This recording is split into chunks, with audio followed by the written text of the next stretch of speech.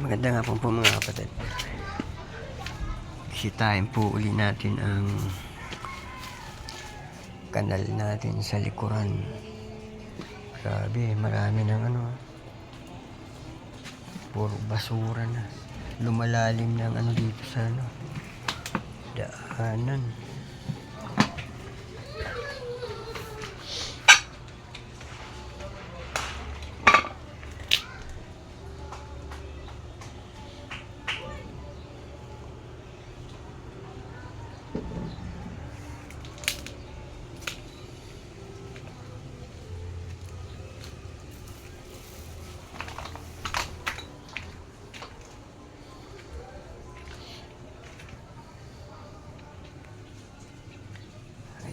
Medyo malalim pa pero kambarado na naman. Kailangan na naman uli yan sungkitin para magtuloy-tuloy ang agos ng tubig.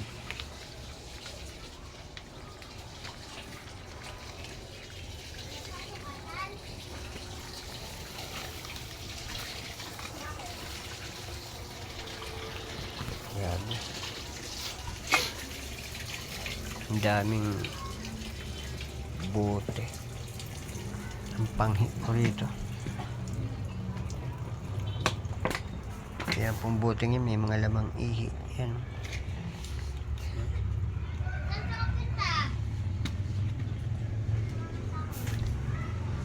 Dalawang bintana pong pinaggagalingan yan. Yan dyan. Tsaka ito.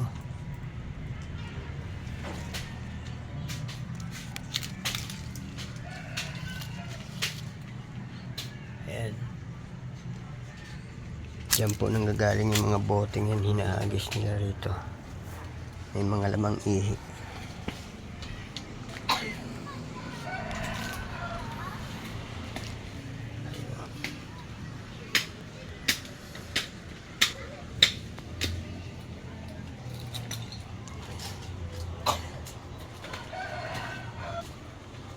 Nakakahiyamang sabihin, talaga mga balatuba po. Yan. Papansin niyo po yan. Puro bote ng mineral water. Pero ang laman niya, ihi. Diyan lang nila hinahagis sa bintana.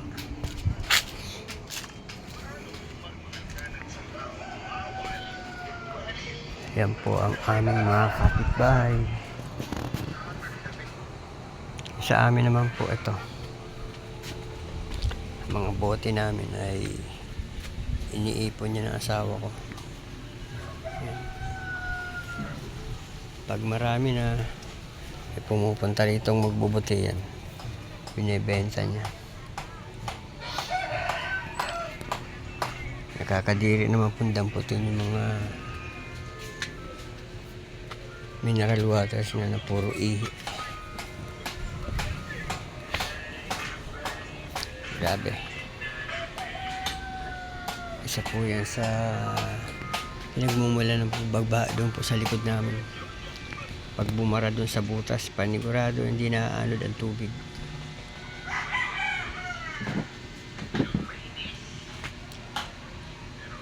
Po, sige po mga kapatid, maraming salamat po sa pag-update, sa pagsuporta. Thank you po sa inyong patuloy na pagsubaybay. Thank you po, bye-bye.